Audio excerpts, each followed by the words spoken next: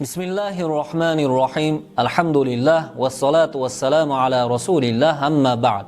Assalomu alaykum va rahmatullohi va barakatuh. Alloh subhanahu va taoloni osmonda deyish yoki biror joyga o'rnashgan deb e'tiqod qilish joiz emas.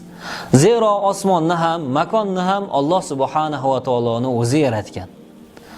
Imom Buxoriy rivoyat qilgan hadisda Rasulimiz sollallohu alayhi va sallam kana Allohu va lam yakun shay'un qablahu. Alloh taolo bor edi. Undan boshqa hech narsa bo'lmagandi deganlar. Makonga joylashish yaratilgan narsalarning sifatlaridan hisoblanadi. Ya'ni yaratilgan narsa borki, kattami, kichikmi o'rinni egallaydi. Alloh subhanahu va taolo bundan pok va oliy.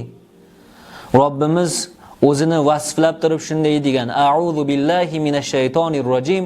Laysa kamithlihi shay'un va huwas samiul basir. U zotga o'xshash hech narsa yo'q. U o'ta eshituvchi, ko'rib turguvchidir. Ushbu oyat karimadan Alloh subhanahu va taolo a'zo va qismlardan tarkib topgan jism emasligi, makon va tarafdan xoli ekanligiga yorqin dalil bo'ladi. Alloh saqlasin, agar Alloh bir tomonda joylashgan deb e'tiqod qiladigan bo'lsak, Alloh narsalarga o'xshab qoladi. Yuqoridagi oyati karimaga zid bo'ladi azizlar. Shu sababli ulamolarimiz Alloh taoloning makoni yo'q, u biror bir tarafda emas deb ta'kidlaganlar. Jumladan e'tiqodimiz qoidalarining asoschisi bo'lgan Imom Abu Mansur Maturidi alayhir rahma o'zlarining tavhid kitoblarida keltiradilar. Allohni makon ila vasflab bo'lmaydi.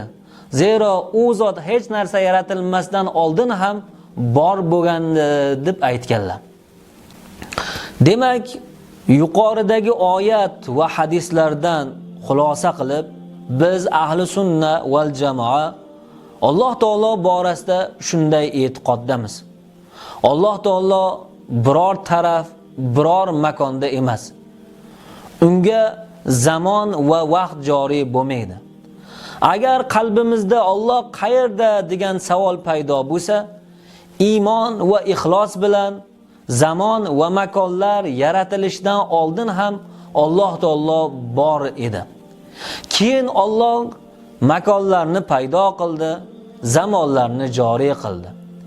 Zamon va makonlar yaratilishdan oldin Alloh subhanahu va taolo qanday bo'lsa, hozir ham shunday deyishimiz to'g'ri bo'ladi. Vallohu a'lam.